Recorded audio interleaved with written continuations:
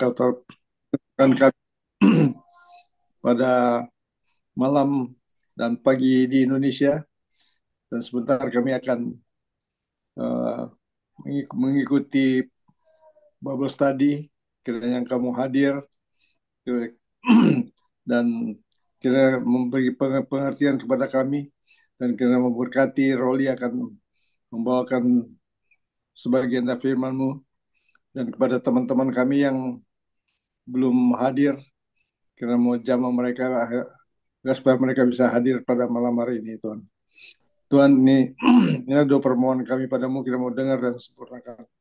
Doa ini kami panjatkan di dalam nama Tuhan Yesus Kristus, penebus dosa kami manusia. Amin. Thank you. Review sedikit ya, supaya ini, karena ini bertalian ya. Jadi kemarin kita sudah bicarakan mengenai familiarity breeds contempt, atau familiarity breeds unbelief. Berarti kita sering cuek terhadap kebenaran firman Tuhan. Yang kedua, status quo. Ya, kita merasa sudah cukup, sudah di comfort zone, sudah tidak mau berubah. Itu salah satu rintangan kita. Yang kemarin kita sudah singgung sepintas, itu pragmatisme. Pragmatisme ini mementingkan kebenaran itu dianggap yang bermanfaat itu sebagai kebenaran. Jadi kalau bermanfaat bagi kita, itulah kebenaran. Ya. Nah, sehingga tanpa sadar kita jatuh kepada mempercayai sesuatu secara fungsional. Mempercayai doktrin secara fungsional. Kalau itu berfungsi bagi saya, itu yang saya inginkan.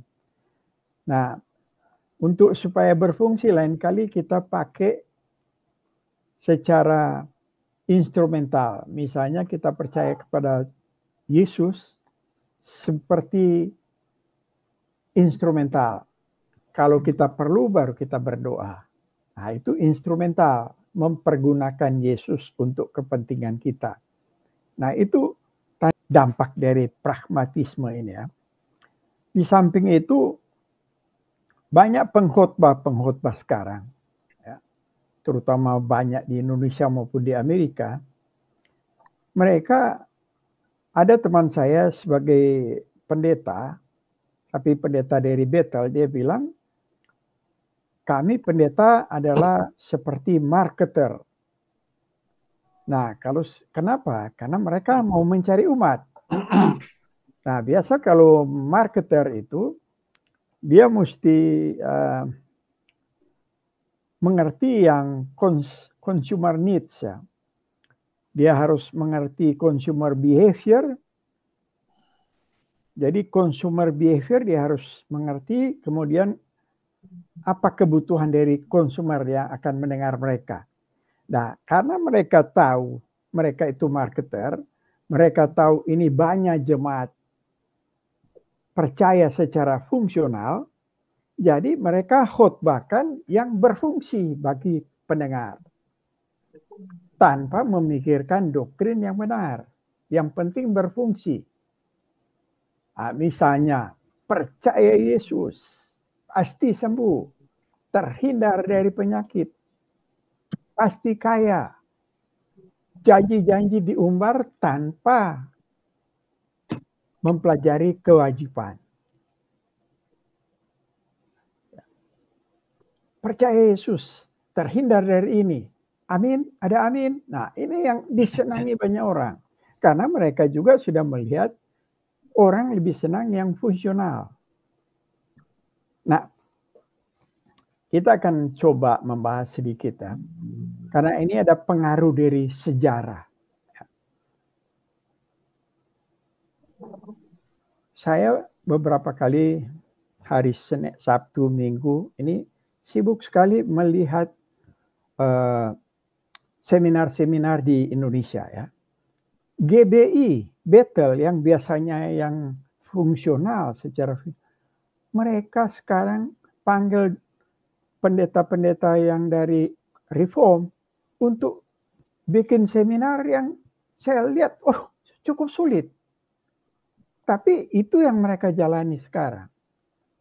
Metodis, gereja metodis yang berlainan doktrin dengan kita. Tapi sekarang mereka kecanduan dengan doktrin-doktrin reform. Dan mereka belajar, ternyata bukan hanya mereka belajar, mereka mulai mengikuti. Nah, oleh karena itu kita yang harusnya reform, harusnya yang lebih menekankan pengajaran-pengajaran, justru mulai ketinggalan. Kita lebih condong dengan yang fungsional. Nah, sebelum kita memeriksa diri apakah kita jatuh kepada fungsional, mempercayai Yesus sebagai fungsional, mempercayai doktrin-doktrin sebagai fungsional, kita akan lihat dulu sejarahnya ya. Sebelum abad pertengahan, itu bapak-bapak gereja itu mempercayai Alkitab adalah otoritas yang tertinggi. Nah, zaman pertengahan namanya Middle Ages ya, zaman pertengahan. Itu justru otoritas diganti oleh gereja.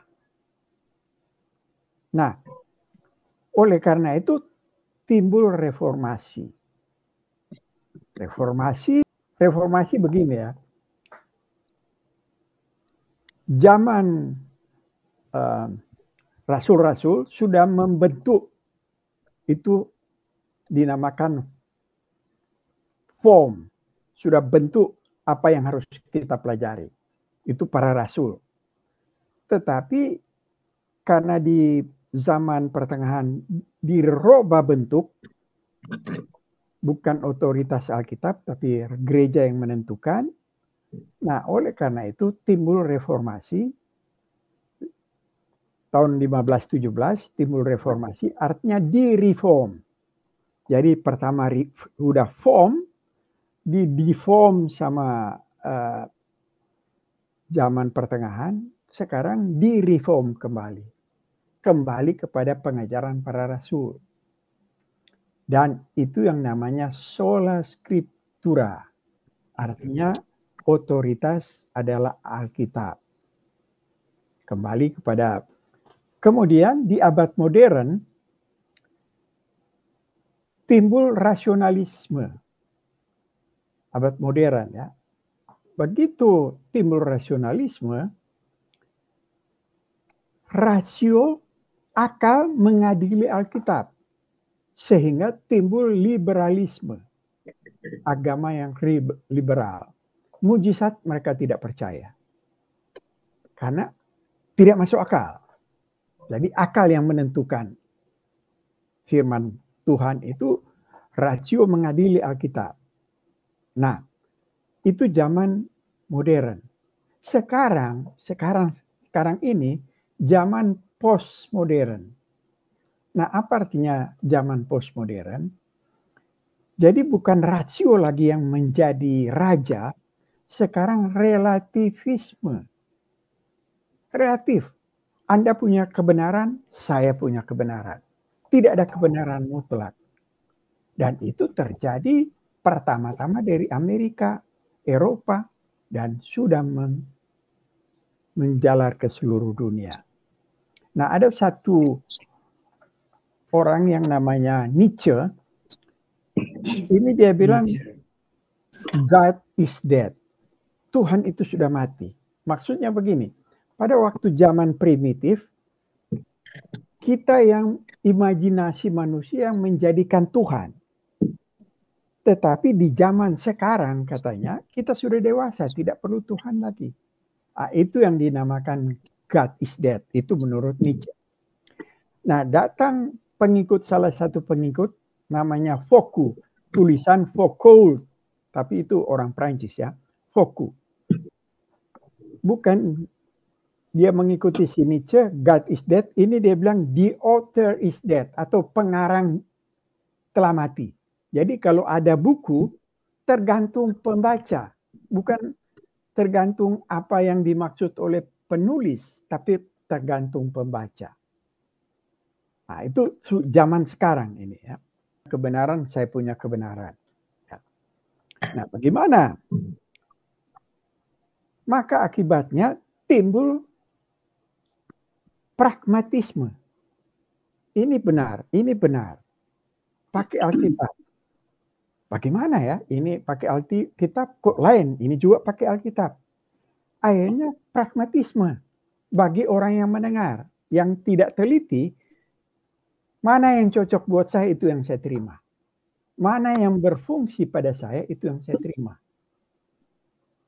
Nah, misalnya kita ke gereja ini, dia pakai Alkitab, ini pakai Alkitab. Nah, timbul pragmatisme, akhirnya tidak ada kedalaman. Melahirkan budaya EGP, emang gua pikirin. Ya.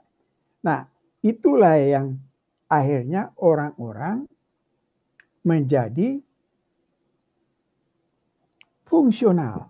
Artinya percaya berdasarkan fungsi. Mana yang cocok buat saya? Nah, itu yang kita akan coba bahas ya. Apa sih itu yang pragmatisme itu yang sudah mempengaruhi kita? Kita mau lihat apa ada pengaruh nggak buat kita? Ya.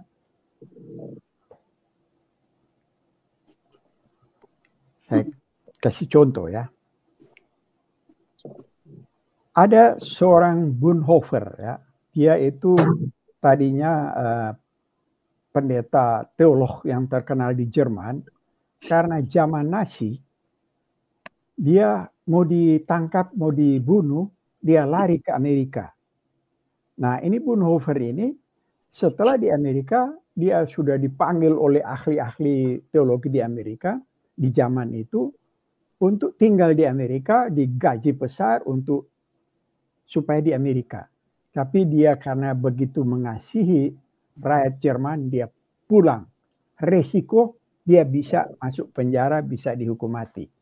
Dan betul, dia sampai di Jerman karena dia melawan Nazi, dia di penjara. Dia mengirim surat-surat ke jemaatnya untuk menguatkan mereka.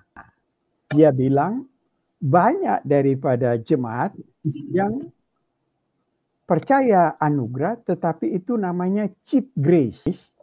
Dia bilang, percaya Injil tanpa salib. Itu bisa di Google ya. Dia apa tuh cheap grace itu? Cheap grace is a grace without discipleship. Jadi anugerah yang tanpa pemuritan. Sedangkan pemuritan yang dituntut di Alkitab itu radical discipleship. Mengikuti Yesus itu harus radikal. Artinya sampai ke akar-akarnya, sampai memberikan diri sepenuhnya. Itu kalau kita belajar di Alkitab ya.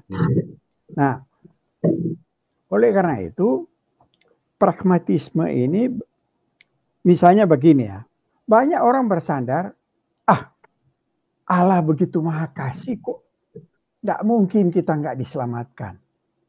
Biar kita nggak terlalu menyibukkan diri di firman Tuhan, pasti loh kita diselamatkan. Allah maha pengasih, masa kita mau nggak diselamatkan.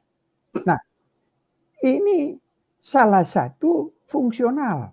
Oh, Allah maha pengasih bermanfaat buat saya. Padahal berlawanan dengan apa yang di Alkitab ajarkan. Ya. Kemudian, senang pada janji-janji Allah. Tetapi cuek terhadap kewajiban yang harus dituntut oleh apa yang firman katakan. Itu dua contoh barangkali yang kita sering hadapi. Padahal di Alkitab Tuhan Yesus sudah memperingatkan. Ya. Matius 7 ayat 13-14 ya. Kita baca ya. Masuklah melalui pintu yang sesak itu. Karena lebarlah pintu dan luaslah jalan yang menuju kepada kebinasaan. Jadi lebar pintu, luas jalan itu yang menuju ke kebinasaan. Dan banyak orang yang masuk melaluinya. Yang gampang-gampang itu banyak sekali orang yang ingin masuk melaluinya. Nah, ayat 14, karena sesaklah pintu dan sempitlah jalan yang menuju kepada kehidupan. Jadi sempit itu jalan agak sulit untuk menuju kepada kehidupan. Dan sedikit orang yang mendapatinya.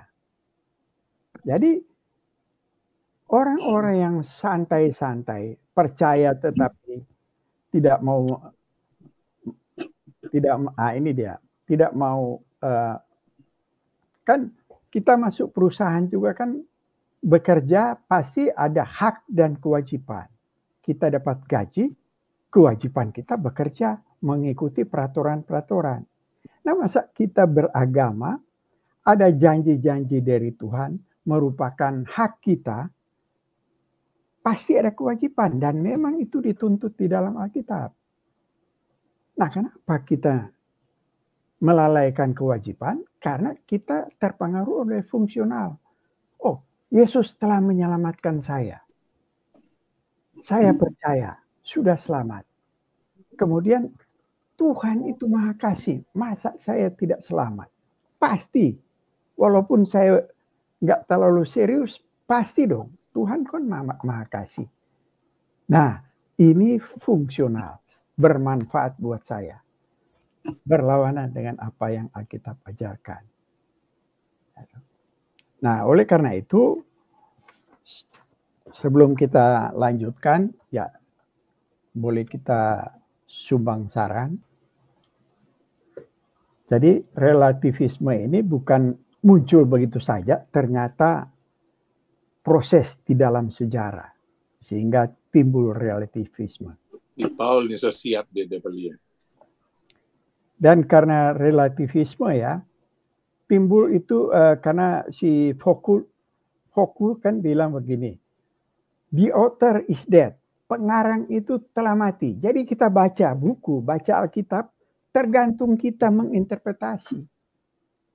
Nah, itu yang bahaya.